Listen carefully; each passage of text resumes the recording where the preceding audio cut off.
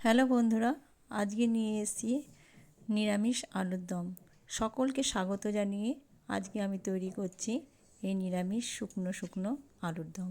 প্রথমে আলুগুলোকে আমি ভালো করে কেটে নিয়ে ধুয়ে নিয়েছি। এই আলুর দমটা সকলেই জানো পারে, কিন্তু আমি কিভাবে তৈরি করছি সেটাই আমি দেখাচ্ছি। এরপর আলুগুলোকে সেদ্ধ করে নিয়ে কড়াইয়ে বেশ লাল লাল করে ভেজে নেব, তবে খুব লাল করব না। এই আলুর দমটা সকলেরই প্রিয় একটা জিনিস। ভাত, রুটি, লুচি, পোলাও সকলের সাথেই খাওয়া যায়। আলুগুলো আমার ভাজা হয়ে গেছে। কড়াইয়ে দিয়ে দিয়েছি তেল, তাতে দিয়ে দিলাম জিরে, তেজপাতা, একটা লং আর একটা এলাচ। এইবার এটা একটু হালকা ভেজে নেব।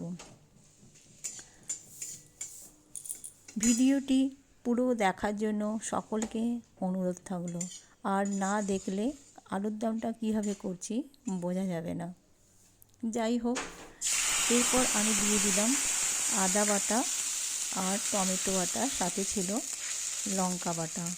এই মশলাটাকে ভালো করে আমি বেশ ভেজে নিলাম। এরপর দিয়ে দেবো ধনে, হলুদ আর জিরে গুঁড়ো।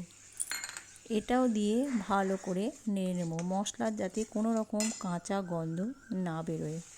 ভালো করে আমি একটু একটু জল দিয়ে সুন্দরভাবে ভেজে নিচ্ছি, কড়াইয়ে যাতে না লাগে। আর আঁচটা অবশ্যই খুবই হালকা আছে।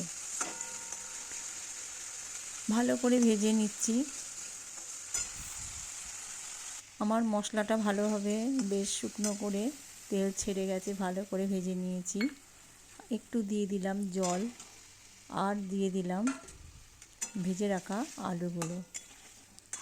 আলুগুলো দিয়ে ভালো করে আবার সুন্দরভাবে সব মশলার সাথে মাখিয়ে নেব।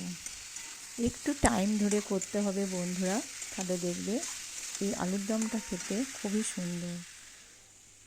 বিভিন্ন ধরনের পূজা পার্বণ সব ক্ষেত্রে এই নিরামিষ আলুর দম আমাদের কাজে লাগে, সেই জন্যই এই রেসিপিটা শেয়ার করলাম। দিয়ে দিলাম অল্প জল, তবে আমি এটা খুব মাখা মাখা করব না, একটু মাখা মাখাও রেখে দিয়েছিলাম তুলে, আবার শুকনো করলাম। এরপর দিয়ে দিলাম নুন, লাস্টে নুনটা দিয়ে দিলাম। এরপর ভালো করে আমি ফুটিয়ে নেব, যাতে নুনটা ভালো করে সবার সাথে মিশে যায়।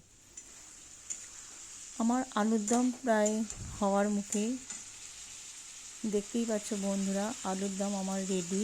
খুব সুন্দর একটা আলুর দম। তোমরাও বাড়িতে চেষ্টা করো, আমি এভাবে তৈরি করলাম। ভিডিওটি যদি একটু ভালো থাকে লাইক, শেয়ার, কমেন্ট করতে ভুলবে না। আর আমাকে সাবস্ক্রাইব করে দিয়ে পাশে থাকবেন। আশা করছি তোমরা সকলেই ভালো থাকো এবং ভালো থাকবে। তবে আমি এখানে শেষ করলাম ভিডিওটা।